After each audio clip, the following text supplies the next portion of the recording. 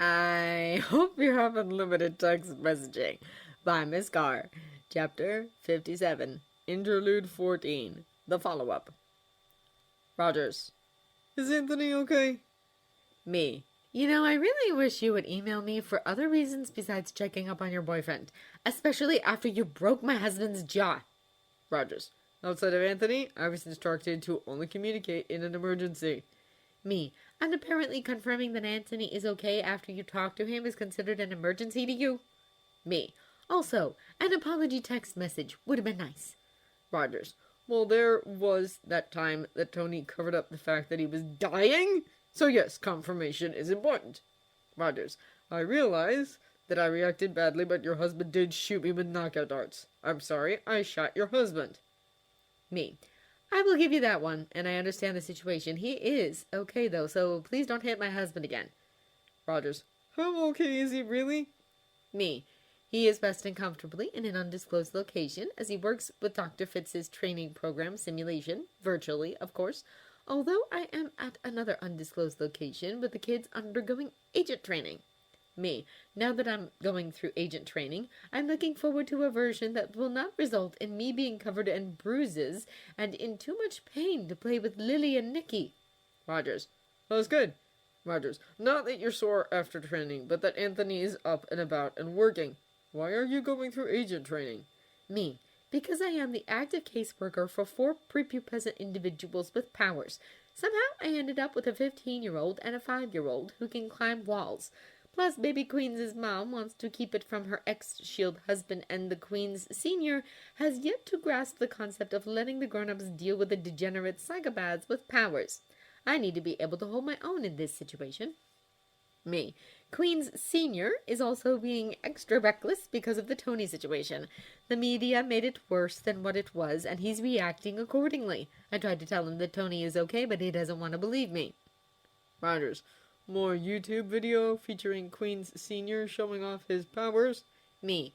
Yes. At least Miss Marvelous is only writing slightly inappropriate for an 11-year-old stories about you and your Captain America persona and Tony making up after Tony's near-death experience. Me. I tried to tell him that there will be more time to save the world when he's an adult. That he needs to train and study right now, but really I should know that he is going to do what he wants anyway, because when you're 15, you think you know better than everyone else. I have preteens, and I know it just goes downhill from here. Soon they become 46 and do even more ridiculous shit. Rogers. I am sure you have some stories about Clint to tell me. Me. Tons, but this isn't the time or place. How are you doing now that you're no longer hitting my husband? Rogers. I'm fine. I wasn't the one who almost died due to a hit. I wasn't the one who was used as bait. Me. But you weren't necessarily the one who they were trying to manipulate into coming back. Rogers. What do you mean by possibly? Me. We don't have any evidence for sure that was their plan. Ross is closing his inner circle off. Also, any chatter we picked up occurred after the fact. Maybe they were hoping that some of the underground Avengers would show up just to spit on Tony's coffin, but Ross was not the one who pulled the metaphorical trigger. Rogers. That just makes it worse. Me. Your therapist is working on you blaming yourself for things that you can't control. Along with your violence control issues, she really needs to address that. Rogers. Yes, but we've mostly been concentrating on the train incident. Me. Well, the fact that you referred to it as just the train incident is progress. Rogers. It was easier when I was there. If Tony did stupid things, I could make sure that he didn't end up dead. Now I can't watch his back because I'm here, and I'm here because of my own choices, and I don't want to be away from him. It seemed like the right choice at the time, but I don't know anymore. Me. It's hard not being there when your loved one is risking their life for humanity. I was a wreck when Coulson called me and told me that my husband was compromised, and that I couldn't let him near the kids if he showed up. It got worse when I found out Coulson died. Rogers. I'm afraid of that phone call. If I get it right now, it really will be my fault because I'm not there. Me. The only person responsible for what happened is the person who switched out every single oil used at the party with sunflower oil and stuffed sunflower into anything else they could. They even contaminated the olive oil used in the dressing for the salad. Rogers. I know, Sharon told me. Do you know if she has any leads? Me. Nothing I can talk about. Me. The only way you're going to be able to keep Anthony 100% safe is wrap him up in bubble wrap and lock him away. As someone who tried that with their first kid, it doesn't work. I think that piece of advice also applies to boyfriends.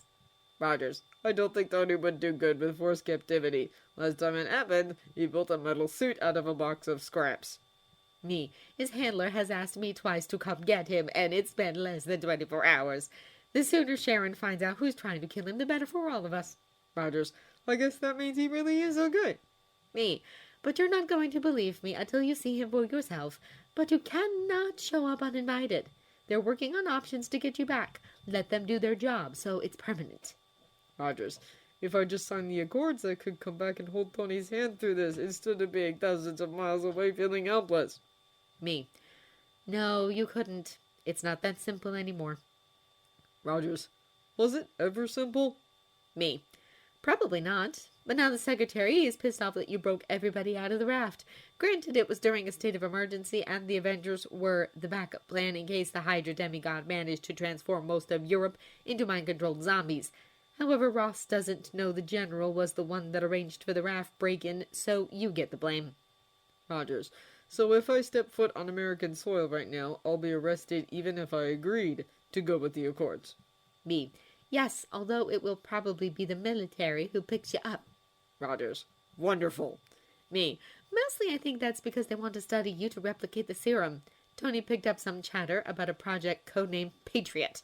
He thinks they're trying to make another Captain America. It would be easier if you were in their clutches to study, and Tony is concerned about that. Rogers. I'm not even shocked. That was what I worried about with the Accords. There's too much language in there that makes it seem like people with powers are government property. I'm nobody's lab experiment. I don't want anyone else to become that either. Me. New Shield is trying to keep it from being that way. I think they will succeed. Me. You didn't tell Tony about that worry, did you? Rogers. In hindsight, I'm realizing that I didn't tell Tony a lot of things that I needed to.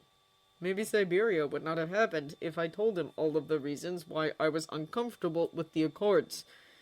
Me. I will tell you firsthand that the key to a healthy marriage is communication. I don't think we would have survived as long as we have without it, especially in light of my ongoing alcoholism recovery. I thought the same thing. Rogers.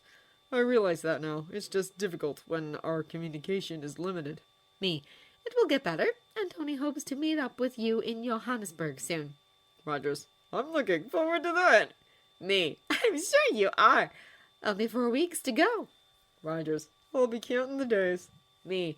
I understand. Tell my wayward spouse that I love him. I miss him greatly, even if the kids are upset that he's going to miss their first day of school next week. If he's talking to you again. Rogers. Will do.